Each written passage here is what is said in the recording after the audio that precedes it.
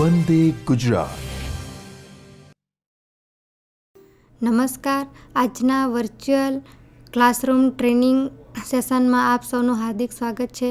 આજે હું તમને સિંગલ ફેઝ, 3 ફેઝ ટ્રાન્સમિશન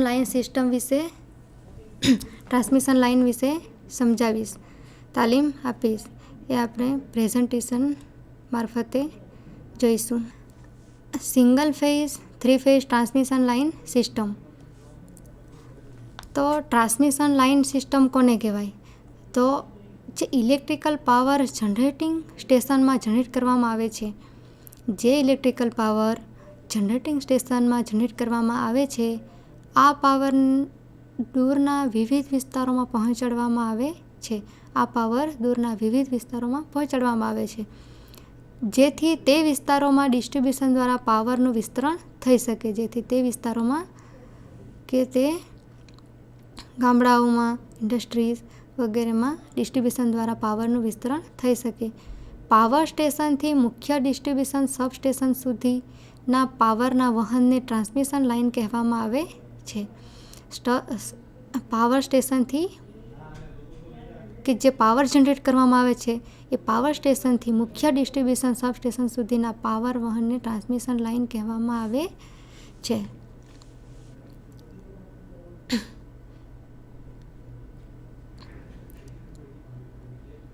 હવે ઇલેક્ટ્રિકલ પાવરનું ટ્રાન્સમિશન તથા ડિસ્ટ્રીબ્યુશન બે પ્રકારે કરવામાં આવે છે.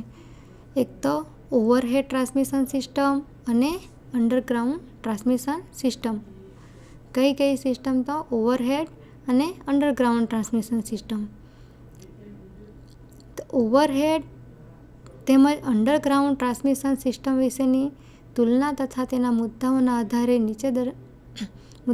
આધારે આ સિસ્ટમના પ્રકારનો ખ્યાલ આવશે. પહેલાં તો એનો દેખાવ. ઓવરહેડ વાયર્સ ઇન્સ્યુલેટર, જમ્પર વગેરેને લીધે દેખાવ સારો નથી. જે ઓવરહેડ લાઇન હોય છે એમાં ઇન્સ્યુલેટર, જમ્પર વગેરે હોય છે. આ વાત ખાસ કરીને સિટીમાં ડિસ્ટ્રીબ્યુશનને વધારે લાગુ પડે છે. એક એનો ગેરફાયદો છે, કેમ કે ઓવરહેડ લાઇન એ બહારથી એ બધું દેખાય કે ઇન્સ્યુલેટર લગાવેલા હોય, વાયર, જમ્પર વગેરે બધું દેખાય, એટલે એ દેખાવ એનો સારો નથી. જ્યારે અંડરગ્રાઉન્ડમાં કોઈ પણ વાયર બહાર દેખાતા નથી, તેથી એનો દેખાવ બગડતો જ નથી. વાયર દેખાતા જ ના હોય એટલે એનો દેખાવ ના બગડે, એક એનો ફાયદો છે. હવે મેન્ટેનન્સ. ઓવરહેડ સિસ્ટમ ખુલ્લામાં રહેવાથી તેનું મેન્ટેનન્સ વધારે છે. એક એનો ગેરફાયદો છે કે ઓવરહેડ લાઇન છે એટલે તેનું મેન્ટેનન્સ વધારે કરવું પડે છે, જાળવણી વધારે કરવી પડે છે. જ્યારે અંડરગ્રાઉન્ડ સિસ્ટમ હોય એમાં મેન્ટેનન્સ ઓછું આવે છે. એટલે એનો એક ફાયદો છે કે આ સિસ્ટમમાં અંડરગ્રાઉન્ડ હોવાથી મેન્ટેનન્સ સાવ ઓછું હોય છે, એટલે એનો ફાયદો છે ઓવરહેડ લાઇનની સરખામણીમાં. હવે ફોલ્ટની શક્યતાઓ. લાઇન ખુલ્લામાં હોવાથી ફોલ્ટ થવાની શક્યતાઓ વધારે છે. લાઇન ખુલ્લી હોય છે, ઓવરહેડ લાઇન ખુલ્લામાં હોય છે, એટલે ફોલ્ટ થવાની શક્યતા વધારે હોય છે, એટલે કે એ ગેરફાયદો છે એનો. જ્યારે અંડરગ્રાઉન્ડ સિસ્ટમમાં લાઇન જમીનને નીચે હોવાથી ફોલ્ટ થવાની શક્યતાઓ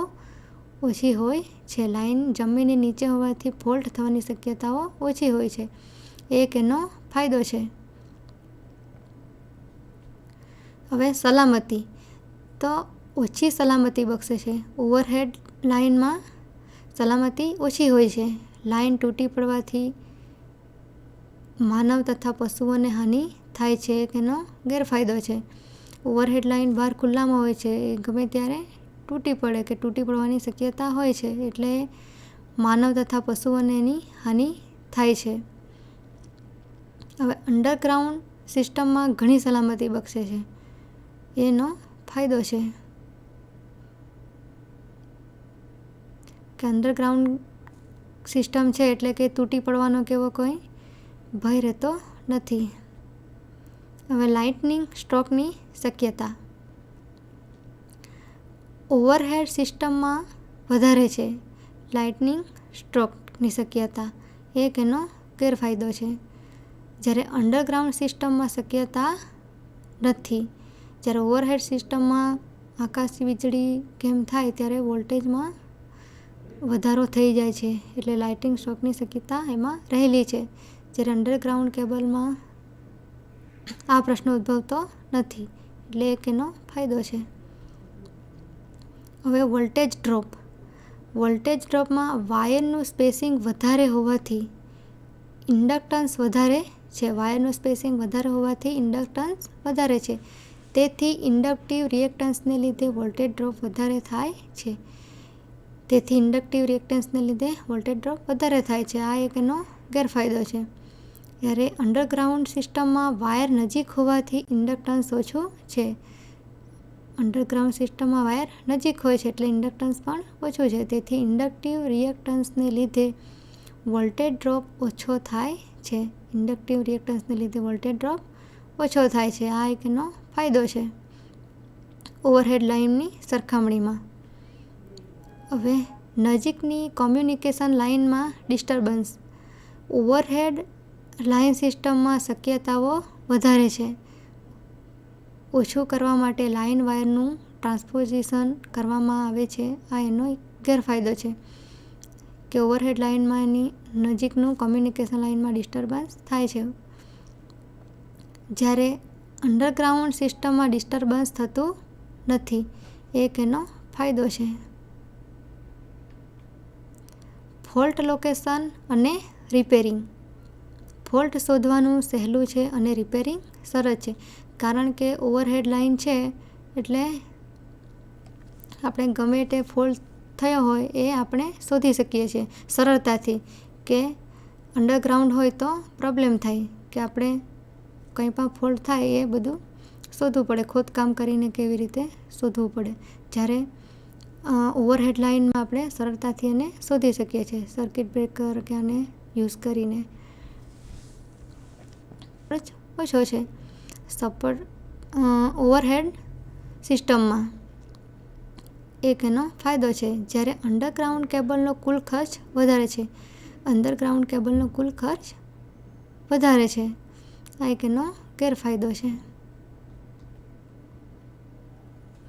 હવે વર્કિંગ વોલ્ટેજ.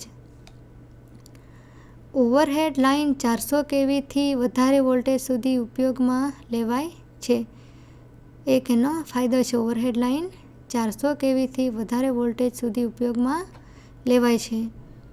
અતિશય ઉચ્ચ વોલ્ટેજ સુધી ડિઝાઇન થઈ શકી નથી.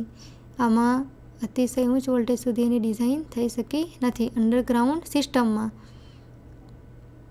આ એનો એક ગેરફાયદો છે. હવે ફ્લેક્સિબિલિટી. ઓવરહેડ સિસ્ટમમાં વધારે છે ફ્લેક્સિબિલિટી. ફેરફાર કરવાનું સહેલું છે, કારણ કે સહેલાઈથી આપણે કોઈ પણ ફેરફાર કરવાનો હોય તો સહેલાઈથી આપણે કરી શકીએ છીએ, એટલે એની ફ્લેક્સિબિલિટી વધારે છે. જ્યારે અંડરગ્રાઉન્ડ સિસ્ટમમાં ફેરફાર કરવાનું મુશ્કેલ છે, એક એનો ગેરફાયદો છે. લાઇનનું કેપેસિટન્સ અને ચાર્જિંગ કરંટ. હવે ઓવરહેડ લાઇન સિસ્ટમમાં વાહકનું સ્પેસિંગ વધારે હોવાથી કેપેસિટન્સ ઓછું છે. તેથી ચાર્જિંગ કરંટ પણ ઓછું છે. કેપેસિટન્સ ઓછું છે એટલે ચાર્જિંગ કરંટ ઓછો છે. એ એક એનો ફાયદો છે. જ્યારે અંડરગ્રાઉન્ડ સિસ્ટમમાં વાહકો નજીક હોવાથી કેપેસિટન્સ વધારે છે. અંડરગ્રાઉન્ડમાં વાહકો નજીક હોય છે એટલે કેપેસિટન્સ વધારે છે. તેથી ચાર્જિંગ કરંટ પણ વધારે છે. એક એનો ગેરફાયદો છે. હવે વાયર જોઈન્ટિંગ. વાયરનો જોઈન્ટ કરીને ટેપિંગ લેવા વગેરે સહેલું છે. ઓવરહેડ લાઇનમાં આપણે બીજી લાઇન દોડાવી હોય તો એમાં વાયરનો જોઈન્ટ કરીને ટેપિંગ લેવા વગેરે સહેલું બને છે. આ એક એનો ફાયદો છે. જ્યારે અંડરગ્રાઉન્ડ હોય તો જોઈન્ટ અને ટેપિંગ લેવું બહુ અઘરું છે, એટલે એક આપણો ગેરફાયદો છે. ટ્રાન્સમિશન લાઇનનું વર્ગીકરણ લંબાઈના આધારે પણ થઈ શકે છે. એક તો શોર્ટ લાઇન, મીડિયમ લાઇન અને લોંગ લાઇન. શોર્ટ લાઇન, જે લાઇનની લંબાઈ 80 કિલોમીટરથી ઓછી હોય તેને શોર્ટ લાઇન ગણવામાં આવે છે. જે લાઇનની લંબાઈ 80 કિલોમીટરથી ઓછી હોય તેને શોર્ટ લાઇન ગણવામાં આવે છે. શોર્ટ લાઇનમાં કેપેસિટન્સની અસર નગણ્ય હોય છે. શોર્ટ લાઇનમાં કેપેસિટન્સની અસર નગણ્ય હોય છે. માત્ર રેઝિસ્ટન્સ તથા ઇન્ડક્ટન્સની જ અસર ગણવામાં આવે છે. માત્ર રેઝિસ્ટન્સ તથા ઇન્ડક્ટન્સની જ અસર ગણવામાં આવે છે. સામાન્ય રીતે લાઇનના વોલ્ટેજ 20 કેવીથી ઓછા હોય છે. સામાન્ય રીતે લાઇનના વોલ્ટેજ 20 કેવીથી ઓછા હોય છે શોર્ટ લાઇનમાં. જ્યારે મીડિયમ લાઇન 80 કિલોમીટરથી 160 કિલોમીટરની લંબાઈની લાઇનને મીડિયમ લાઇન ગણવામાં આવે છે.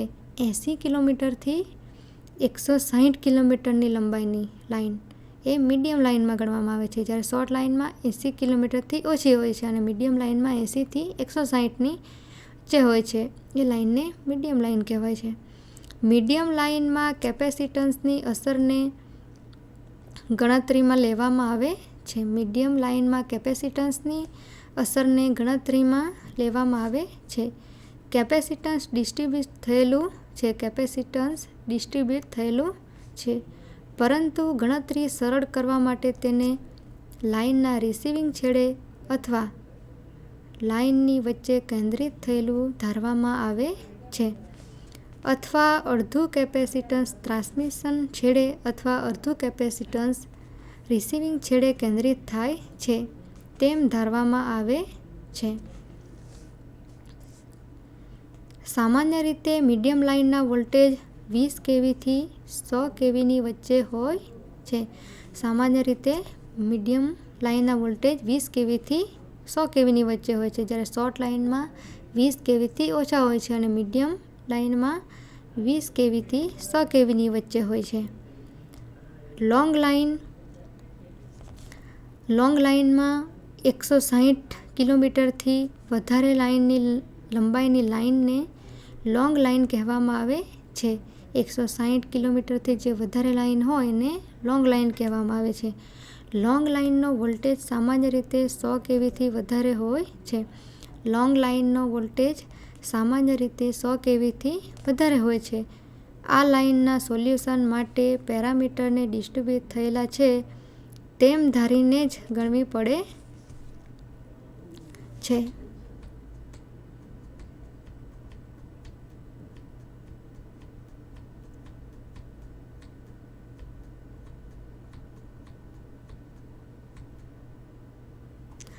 આજે આપણે સિંગલ ફેઝ અને 3 ફેઝ ટ્રાન્સમિશન લાઇનના સિસ્ટમના પ્રકારો વિશે સમજૂતી મેળવી.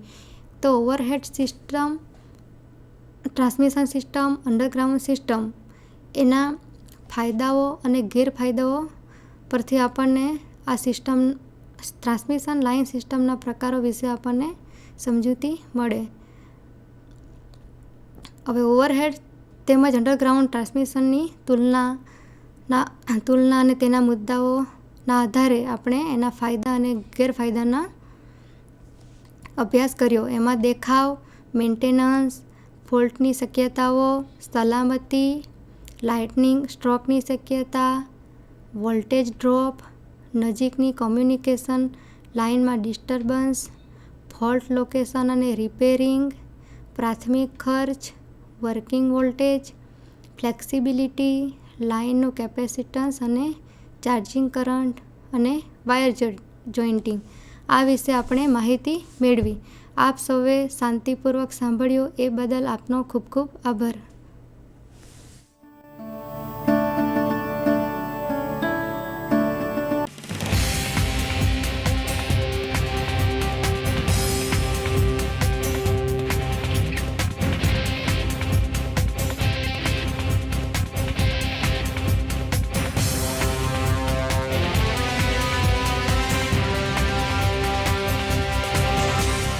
વંદે ગુજરાત.